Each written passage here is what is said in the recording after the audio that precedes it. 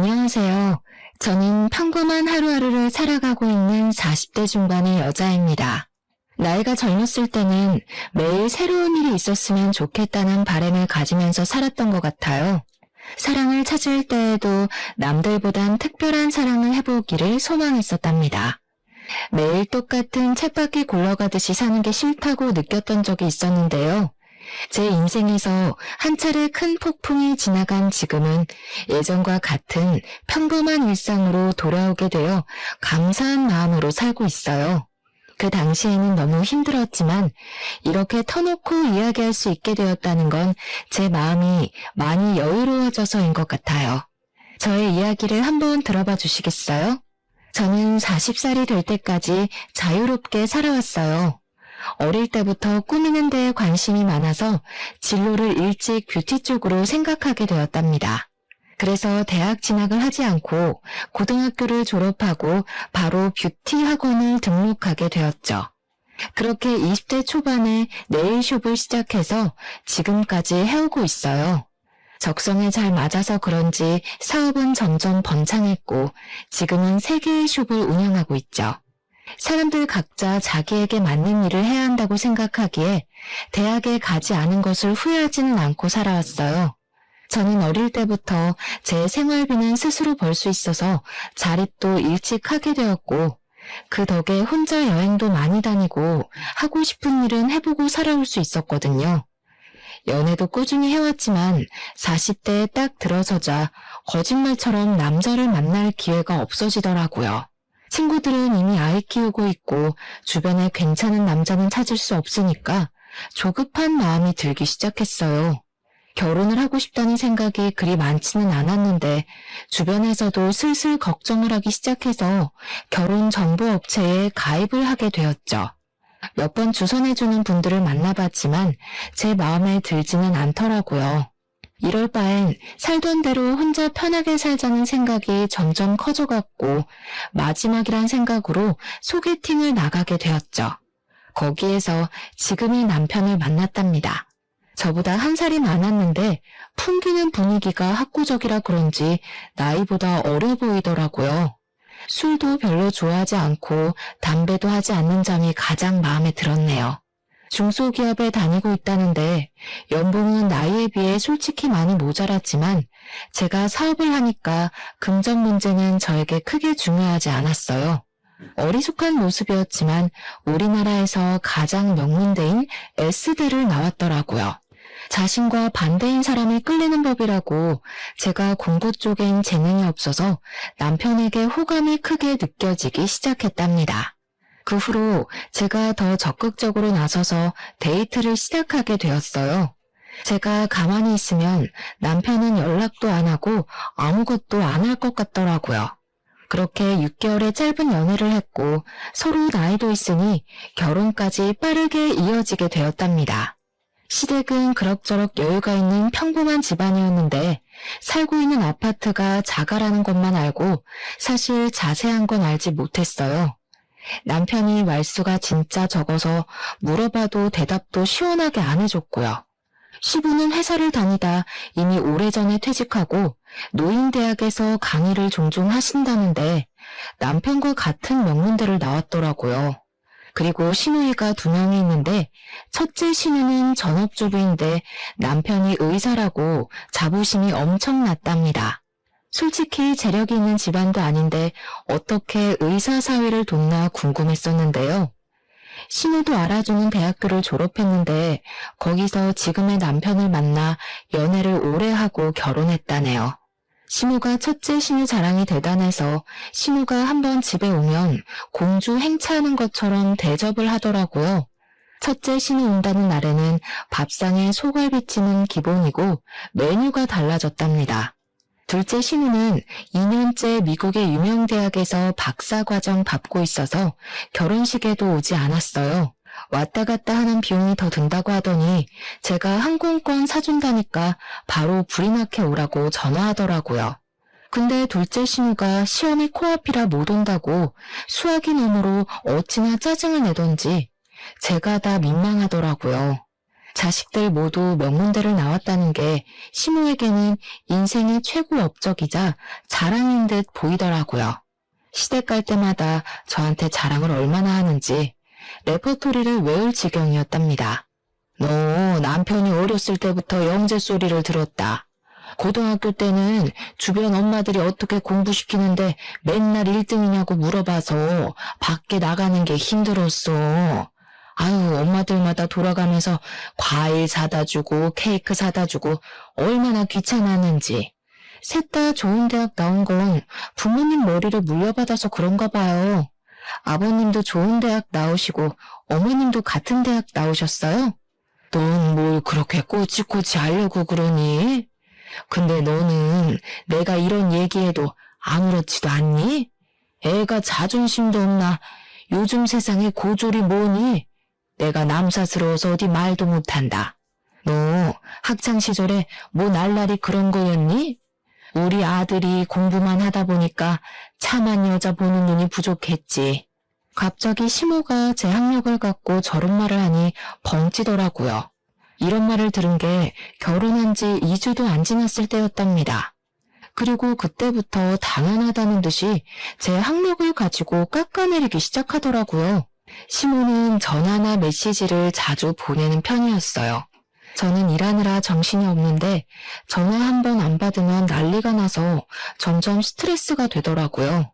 시댁으로 오라는 소리는 어찌나 자주 하는지, 특히 첫째 신우가 집에 오는 날이면 저와 남편도 무조건 가야 했어요. 제가 일이 있거나 약속이 있어도 무조건 신우 스케줄에 맞춰야 하는 거였죠. 우리 남편이 실력이 좋아서 예약이 너무 밀리는 거야. 이럴 거면 그냥 개원해서 크게 하는 게 맞는 것 같지? 친구들도 자꾸 우리 남편 병원 예약 좀 해달라고 하고 피곤해 죽겠어. 다 네가 잘난 덕에 피곤한 건데 어쩌겠어. 우리 딸은 얼굴도 이뻐 공부도 잘해. 남편감도 대단한 의사로 데려오고 어디 빠지는 데가 없어.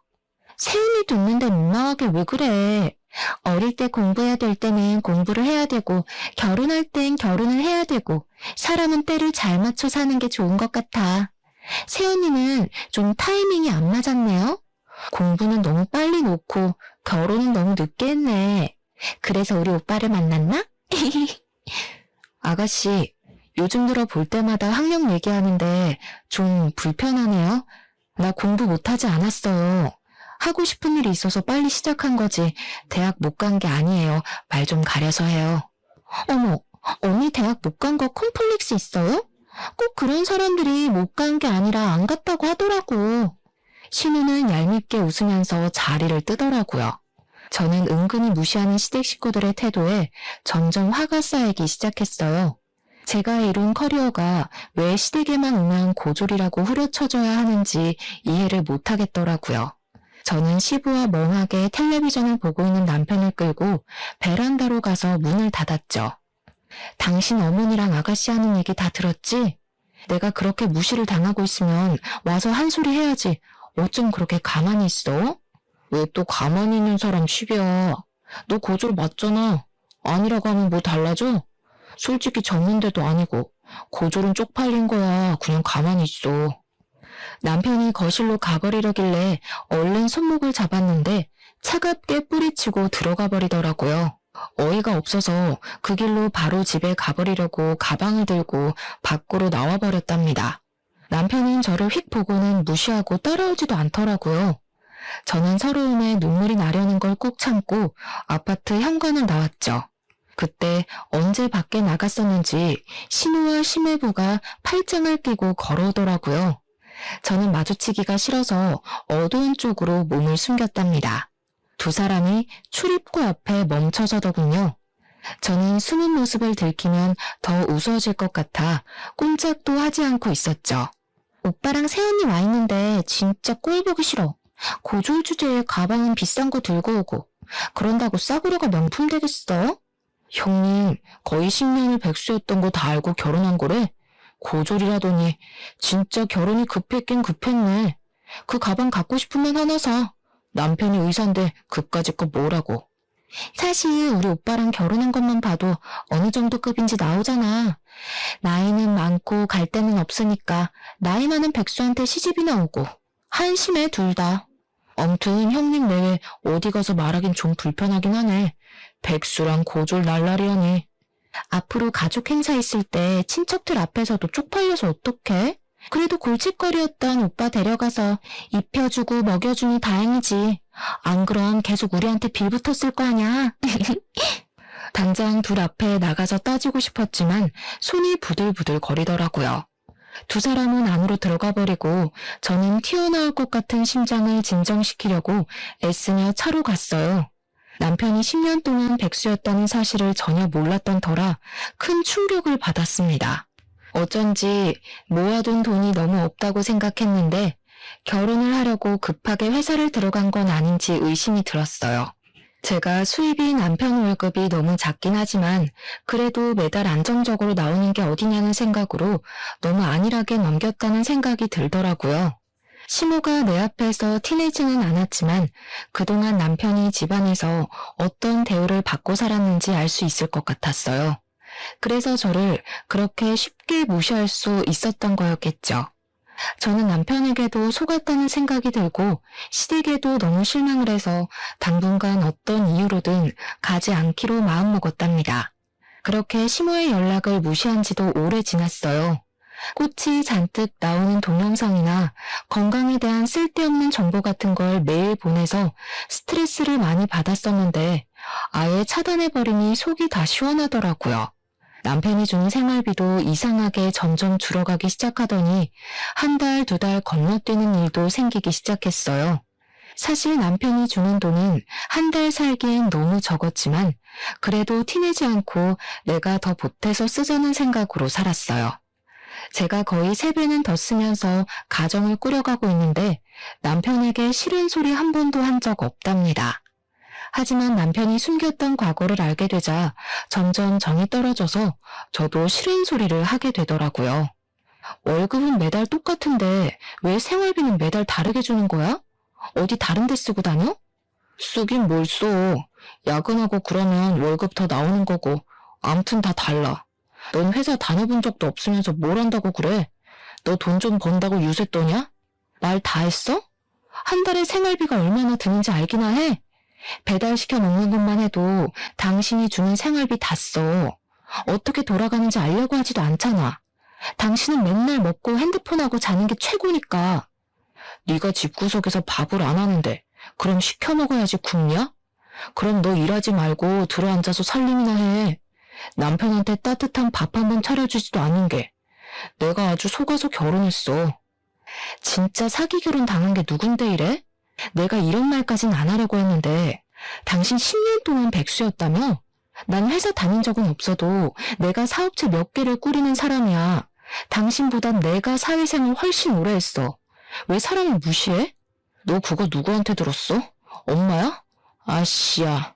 10년 아니야. 9년이었어. 그래, 너 잘났다.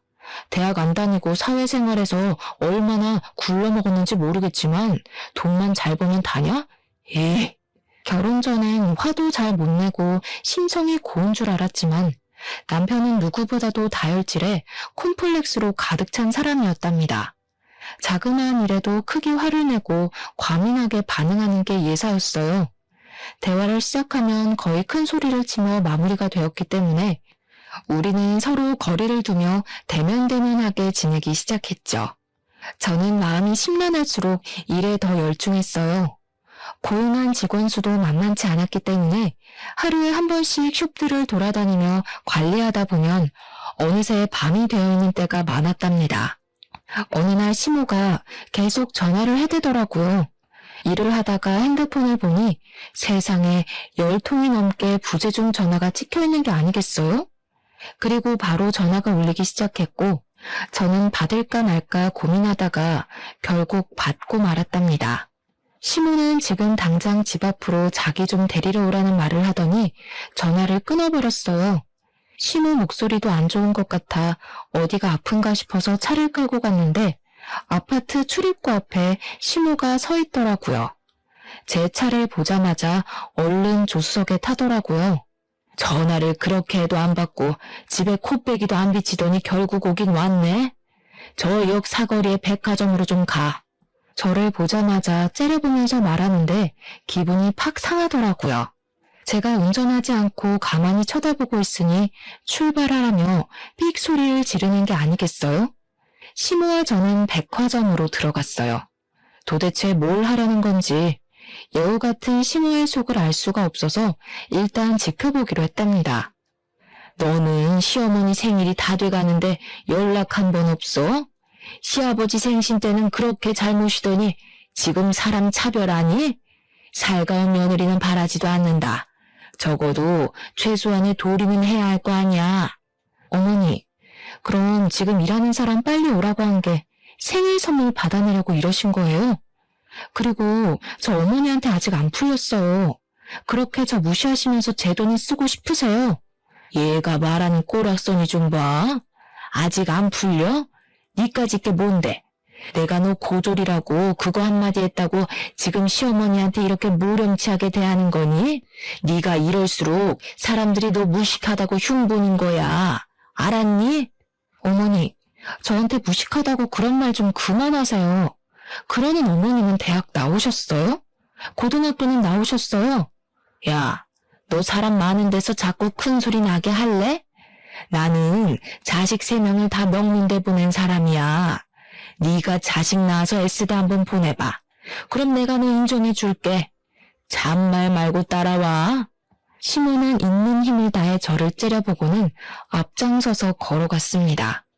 머리 끝까지 화가 차올랐지만 일단 시모가 뭘 하려는 건지 따라가 보았어요. 시모가 들어간 곳은 명품 매장이었죠. 너 지금 메고 있는 그 가방 여기 거 맞지? 그거랑 똑같은 거 색깔만 좀 다른 걸로 나 하나 사다오. 이건 어머니가 들기엔 너무 디자인이 튀어요. 그리고 이게 얼만지 아세요? 지금 생신 선물로 이거 사달라는 거예요? 너 시아버지 생신 때는 그 비싼 식당에서 밥도 척척 사고 선물도 비싼 걸로 가져오더니 나한테 쓰는 건 아깝다 이거야? 너 돈 잘 번다며? 네일숍이 3개라며? 학벌이 안 되면 돈으로 잘난 척 좀 해보라고. 아버님 생신 때 식당은 신우가 마음대로 예약한 거였고요. 그때도 신우가 오빠한테 하도 쏘라고 그래서 그냥 제가 낸 거였어요. 아무튼 결혼하고 처음 만난 시어머니 생신인데 이깟 가방 하나 사주면 어때서 왜 이렇게 말이 많아? 네가 내 마음에 안 드는 거 사올까 봐 내가 미리 생각해서 데려온 거니까 잔말 말고 계산해. 여기요. 이 가방 다른 색깔은 없어요? 그 조용한 명품 매장에서 시모가 큰 소리를 치니까 사람들이 다 쳐다보더라고요. 그냥 나가버리면 시모가 더 난리를 피울 것 같아서 결국 계산하고 나왔답니다. 쇼핑백을 메고 의기양양하게 걷는 시모 뒤에서 터벅터벅 걸어가는데 앞서 가던 시모가 아는 사람을 만난 듯 인사하더라고요. 어머, 백화점엔 웬일이야? 이런데 잘 안 오잖아. 어머, 여기서 뭐 산 거야? 이거 명품 아니야? 요즘엔 자주 오지. 우리 며느리가 내 생일이라고 가방을 사주네. 이런 거 필요 없다니까 굳이 끌고 와서는. 세상에, 첫째 아들이 드디어 효도를 제대로 하네. 옆에 며느리야? 아이고, 나이 많다고 걱정을 하더니 나이보다 젊어 보이네. S대 나와서 화장품 회사 한다더니 그래서 그런가 관리를 잘했나 보다. 지인이 저를 위아래로 훑어보며 떠들자 당황한 신우가 서둘러 지인과 헤어지고 걸음을 빨리 걷더라고요. 저는 기가 차서 신우 옆으로 바짝 따라붙었어요. 제가 S대 나왔다고 거짓말 하셨어요? 화장품 회사는 또 뭐예요? 혹시 친척들한테도 다 그렇게 말씀하셨어요? 시끄러. 우리 가족이 다 명문대 출신인데 고졸이라고 온 동네방네 떠들면 좋겠어? 너는 창피한 줄도 모르는 걸 보니까 이래서 얼마나 배우는 게 중요한지 몰라. 수준 떨어지게 쏴붙이지 말고 비켜. 신우는 오히려 저를 팍 밀치고 나가서 택시를 타고 가버리더라고요. 저도 살까 말까 고민하다가 어렵게 산 가방이었는데 이렇게 한순간에 시모한테 당했다는 기분이 드니 정말 짜증이 솟구쳤어요. 저를 며느리가 아니라 물주로 생각하고 있는 게 분명했으니까 말이죠. 그 일이 있고 며칠 후 시모의 생일이었지만 일이 많다는 핑계를 대고 가지 않았답니다. 남편은 화를 내면서 혼자 시댁에 갔더라고요. 웬일인지 시모도 저에게 오라는 전화를 하지 않았죠. 그렇게 한참 동안 시댁의 발길을 끊었고 조용한 일상이 이어지니 좀 살 것 같더라고요. 물론 오래가지 못했지만 말이죠. 말로만 듣던 둘째 신우가 박사 과정을 마치고 귀국했다고 연락이 왔더라고요. 첫째 신우가 거하게 환영 파티를 한다면서 비싼 식당으로 예약을 했다고 꼭 오라고 했죠. 그래도 처음 보니까 얼굴은 비춰야 할 것 같아 남편과 함께 식당으로 향했어요. 경제학 박사 과정을 밟았다는 신우는 생각했던 것과는 사뭇 다르더라고요. 나이가 30대 초반인데 머리도 노랗게 염색했고 짧은 치마를 입고 있어서 사실 좀 당황스러웠죠. 미국에 살아서 좀 자유분방한 모양이라고 넘겼어요.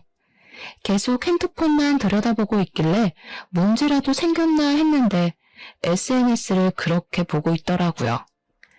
아, 새언니 네일숍 한다면서요? 앞으로 네일 공짜로 하겠네. 너무 좋다. 숍이 어디에 있어요? 근데 예약제라서 미리 예약을 하셔야 돼요. 그리고 직원들이 하는 거라 돈은 다 내야 돼요, 아가씨. 듣던 대로 새언니 좀 팍팍하다. 나는 그런 성격 별로던데. 근데 언니, 영어 잘해요?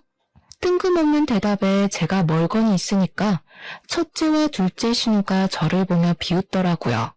그러더니 자기들끼리 영어로 대화를 하기 시작하는 게 아니겠어요. 저를 힐끗힐끗 보면서 둘이 어깨를 쳐가며 웃고 영어로 계속 말을 하는 게 당연히 제 얘기를 하는 거잖아요. 신우가 둘이 되니까 이제 이렇게도 무시를 하는구나 싶어 기가 차서 헛웃음이 나오더라고요. 계속 같이 있다간 안 좋은 꼴을 볼 것 같아서 식사 도중에 그냥 저만 나와버렸답니다. 남편은 비싼 밥 얻어먹느라 가는 저는 신경도 안 쓰더라고요. 그렇게 둘째 신우와의 악연이 시작되었던 것 같네요. 얼마 지나지 않아 일이 터지고 말았죠. 출근하려고 준비를 하는데 둘째 신우 전화가 오는 거예요. 다짜고짜 급하다면서 숍 이름하고 주소를 물어보더니 끊어버리더라고요. 결국은 와서 내일을 하려나 보다 싶어 그냥 직원에게 당일에 온다고 해도 받아주라고 말해두려고 했죠. 그렇게 몇 시간 후에 직원이 다급한 목소리로 전화가 왔는데 무슨 이벤트 당첨자라면서 예약을 한다는 전화가 왔다는 거예요. 저는 들어본 적도 없는 얘기니까 거절하라고 하고 끊었답니다. 무슨 영문인지 알 수가 없어서 어디서 계약했던 내용이 있었나 확인해 보려는데 신우가 또 전화가 왔더라고요. 언니, 예약 거절했다는 게 진짜예요? 지금 당첨자가 나한테 메시지 보내고 난리 났다고요. 아가씨 알아듣게 좀 말해요. 무슨 당첨자요? 그럼 이벤트 했다는 게 아가씨가 벌인 일이에요? 일을 벌였다니 언니 말 너무 기분 나쁘게 하네요. 다 언니 잘 되라고 내가 이벤트 해준 건데 고맙다고 덥석 해줄 일이지 머리가 잘 안 돌아가나 봐요? 사실 내가 SNS 하는데 팔로워가 좀 돼요. 그래서 언니 숍 홍보 좀 해주려고 내일 무료 이벤트 열어서 5명 뽑았으니까 전화 받으면 친절하게 응대 좀 해요. 이게 도대체 무슨 경우예요? 나한테 먼저 말을 하고 하던가. 말을 해도 당연히 거절했을 일인데 다짜고짜 일을 벌이면 어떡해요? 아가씨가 우리 숍 와봤어요? 무슨 콧구멍만 만든 줄 알아요? 우리 숍 유명해서 항상 예약 꽉 차요. 이번 달도 예약 끝나서 더는 받지도 못하니까 당장 이벤트인지 뭔지 취소해요. 저는 화가 머리끝까지 나서 거칠게 전화를 끊어버렸어요.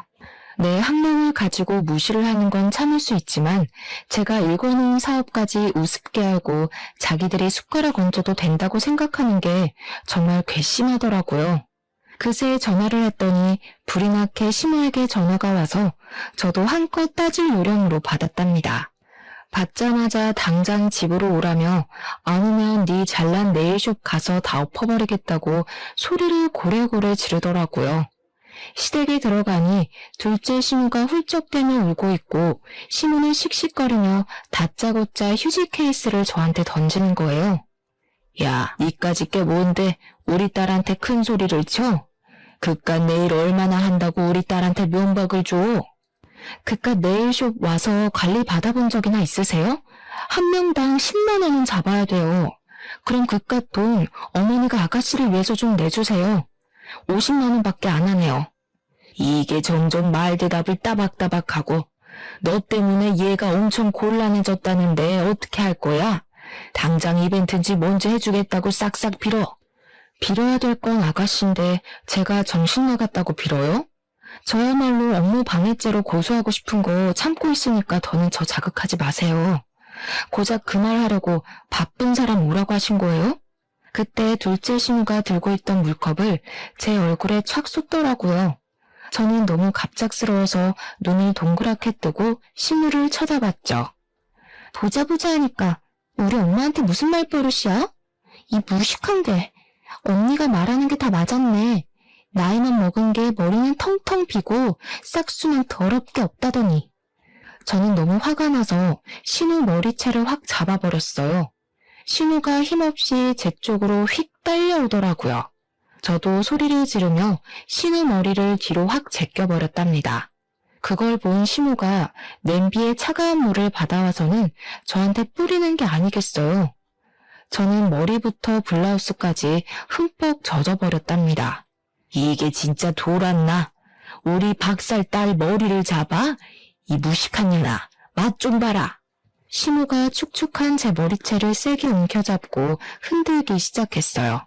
저는 너무 아파서 비명을 질렀죠. 그때 문을 열고 들어온 남편이 자기 엄마를 크게 부르더라고요. 제가 단판을 지으려고 시댁에 오기 전에 남편에게 전화해서 오라고 했거든요. 신우가 주춤하는 사이 저는 신우를 확 밀어버리고 비틀거리며 시댁을 나왔답니다. 남편은 저를 따라 나오지도 않고 심지어 밤 늦게 제가 잘 때쯤 몰래 들어오더라고요. 그렇게 남편에 대한 실망감은 더욱 쌓여만 갔는데 완전히 신뢰를 잃을 만한 일이 터졌답니다. 남편은 저녁 일찍 퇴근하기에 저보다 먼저 집에 들어와서 우편함은 남편 담당이었어요. 하루는 제가 오후에 집에 갈 일이 생겨서 들어가는데 우편함에 편지가 있더라고요. 확인해보니 카드 회사들과 대부업체에서 날아온 독촉장이었어요. 저는 남편 빚이 거의 5천이 되는 걸 알고 기함을 했어요. 스케줄을 취소하고 남편이 올 때까지 기다렸죠. 저녁 5시가 되자 남편이 들어오더라고요. 양복이 아니라 편안한 트레이닝복을 입은 남편이 저를 보더니 소스라치게 놀라는 게 아니겠어요. 저는 말없이 테이블 위에 놓인 편지들을 손으로 가리켰어요. 편지를 본 남편이 갑자기 빽 소리를 지르더라고요. 아 진짜 그래서 어쩌라고. 네가 갚아주기라도 할 거야? 너 지금부터 한마디만 더 해. 그럼 네가 갚는다는 걸로 알 테니까. 아님 신경 꺼. 정신 나갔어? 정신병이야? 잘못한 게 누군데 왜 당신이 화를 내고 난리야. 이거 다 뭐야? 결혼하기 전부터 빚진 거야? 그래. 너랑 데이트할 때 너 사 처먹이느라 빚졌다. 네 수준에 김밥 한 줄이나 사 먹으면 될걸 뭘 맨날 그렇게 비싼 걸 처먹겠다고. 어차피 다 네가 쓴 돈이네. 이참에 네가 갚으면 되겠네. 말 그따위로 할래? 이제 아예 본 모습 까보이겠다 이거야? 당신 그 옷은 뭐야? 회사 갔다 온 거 맞아? 야, 너 사회생활 20년이라며. 그런데도 눈치 못 챘어? 나 너랑 결혼하고 바로 회사 잘렸어. 그래서 그 잘난 생활비 대려고 카드 서비스까지 받은 거야. 다 네 탓이네, 그러고 보니까. 뭐? 맨날 네 탓이라고 하면 다 해결되니? 이 거지 같은 인간아. 네가 능력 없는 건 알았지만 이렇게 바닥인 줄은 몰랐다. 야, S대 나는 뭘 하니? 평생 밥벌이도 못하고 사는데. 이 무식한 게 감히 어디서 S대를 입에 올려. 대학 문턱도 못 가본 년이? 남편은 저에게 와락 달려들었고 저는 숨을 쉬기 힘들었어요. 저는 살기 위해 본능적으로 남편 손을 마구 긁었고 있는 힘을 다해 남편을 밀어내고 집을 뛰쳐나왔답니다. 남편과 사이가 좋았다고 해도 시무의 막말과 시댁 식구의 무시 때문에 헤어질 이유가 충분한데 남편까지 바닥이었으니 더는 견딜 수가 없었어요. 이때가 남편과 헤어지기로 결심을 하게 된 순간이었어요. 그 뒤로 저는 시댁의 발길을 딱 끊었답니다. 제가 대꾸도 하지 않으니 심심해서였을까요? 무슨 신데렐라 의붓 언니들도 아니고 숍의 첫째와 둘째 신우가 나란히 찾아와서 안 입고 온 표정으로 저를 보고 있더라고요. 더 웃겼던 게 신우한테 빼앗기듯이 사준 명품백을 첫째 신우가 들고 있는 게 아니겠어요. 손님들과 직원들이 다 있으니 최대한 아무렇지도 않게 상대를 해줬는데 새언니 덕 좀 보자면서 네일 좀 해달라고 하더라고요. 저는 숍 관리를 하다 보니 네일을 직접 한 지는 꽤 오래되었지만 예약이 꽉 차서 직원이 모자랐기 때문에 어쩔 수 없이 제가 해주기로 했답니다. 케어를 해주고 있는데 첫째 신우는 저를 마치 아랫사람 대하듯이 하대를 하는 말투와 행동을 하는 거예요. 평소에 서비스 직군 사람들에게 어떻게 행동을 하는지 딱 알겠더라고요. 뒤집어 엎고 싶었지만 직원들 눈이 있어서 꾹 참았죠. 내가 평소에 하는 데보다 못하는 것 같은데? 새언니 실력이 이런데 장사는 꽤 잘 되네. 위치가 좋아서 그런가? 역시 병원도 목이 좋은 데다가 해야 돼. 어디로 할지 머리가 아프다니까. 형부 병원 크게 개업한다면서 어디다 하라고? 우리 집 근처에서 하면 가깝고 좋잖아. 한층 다 빌려서 하는 거야? 넌 형부 그릇이 그것밖에 안 될 것 같아? 층수 낮은 건물 통째로 차리려고 알아보고 있어. 친정 동네는 너무 후지고 좀 돈 있는 데서 해야 잘 되지. 아, 지금 알아보는 데가 새언니 친정 쪽인 것 같은데? 그래요? 나도 친정 쪽에서 숍 하나 더 내려고 찾아봐서 그쪽은 꽤 잘하는데 괜찮은 데 많죠. 콧구멍한 숍이랑 병원이랑 비교가 돼요? 새언니 은근히 자랑질 많이 하는 거 알아요? 무식해 보이니까 좀 고쳐요. 가족이니까 이런 말도 해주는 거예요. 저는 신우들을 빨리 보내려고 참을 인자를 새기며 내일을 마무리해 주었어요. 역시나 예상했던 대로 돈을 안 내고 가려고 하더라고요. 큰 병원 한다는 사모님이 숍 규모 보면 몰라요. 내가 주먹구구식으로 장사하는 데 아니고 세금이며 월급이며 제대로 내고 하는 거예요. 난 친정엄마가 와도 돈 받으니까 돈 내고 가요. 내일도 거지같이 해줬으면서 그 돈을 다 받아먹으려고요? 돈 어지간히 밝혀 진짜. 이래서 수준 맞는 사람끼리 어울려야 되는 건데 가족이라고. 아, 이깟 돈 내면 그만인데 새언니 태도가 너무 재수없어서 절대로 돈 못 주겠네. 꾸면 경찰 부르던가. 첫째 신우가 카운터에 놓여있는 명함이며 물건들을 바닥으로 던지기 시작하는데 정말 미치겠더라고요. 손님들이 놀라서 웅성대니까 매니저가 저에게 급히 달려왔답니다. 저는 결국 돈 받는 걸 포기하고 신우들을 출입문 쪽으로 끌고 나갔어요. 야, 이 거지 같은 것들아. 그게 어느 수준인 거 잘 알겠으니까 가라 가. 다신 여기 얼씬도 하지 마. 제가 일하는 곳에서까지 봉변을 당하니까 직원들 볼 낯도 없고 수치심이 들더라고요. 어떻게든 시댁과 연을 끊어버려야겠다고 다짐을 했죠. 그러던 어느 날 남편이 첫째 신우병원이 개업한다면서 시모가 개업식에 오라고 연락을 했다더라고요. 제가 당연히 같이 가겠다고 했더니 남편이 놀라는 눈치였어요. 그러거나 말거나 저는 멋들어지게 차려입고 개업식에 찾아갔답니다. 병원 앞에 가니 첫째 신우가 명품으로 도배를 하고 상규된 표정으로 손님들에게 인사하고 있더라고요. 옆에는 신우와 둘째 신우도 마치 자기 병원인 양 콧대가 하늘을 하고 있었죠. 저는 남편을 돌아보며 서류 봉투 하나를 건넸답니다. 남편은 서류를 확인하더니 황당한 표정을 짓더라고요. 뭔 그런 얼굴로 봐?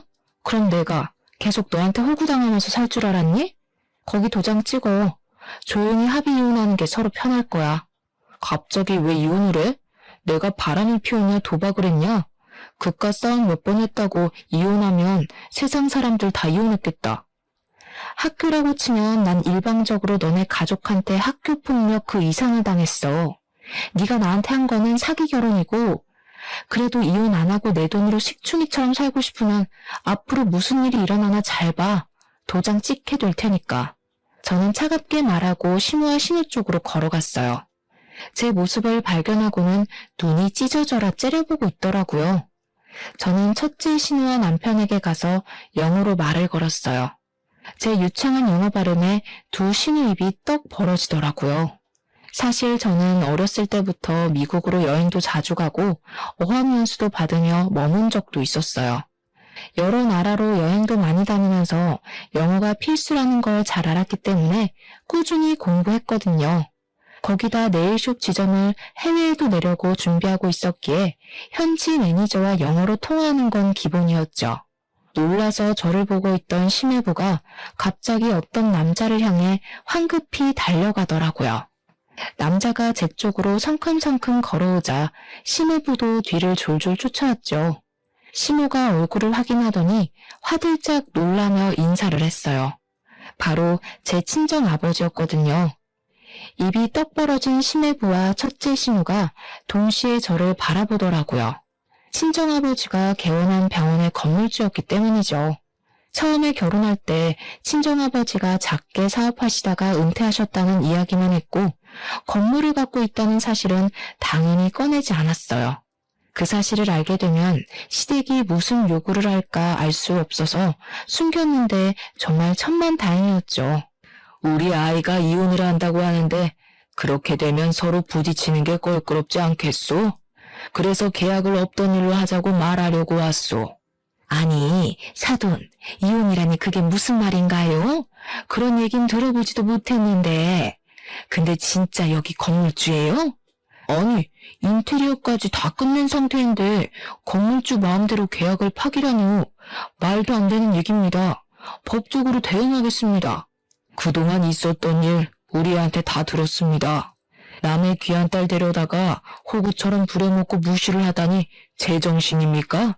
싹 다 고소해버리려는 거 참고 있으니까 조용하게 처리합시다. 그리고 법대로 할 거면 계약서나 다시 읽고 오시던가. 낡은 빌딩 싹 뜯어고치느라 몇 억이 들었는데 지금 무슨 개소리야. 당신이 건물주면 다야? 진짜 그 아버지 그 딸이네. 우리는 절대 못 나가니까 경찰 불러 경찰. 저는 한심한 눈으로 제정신이 아닌 것 같은 신우를 바라보았죠.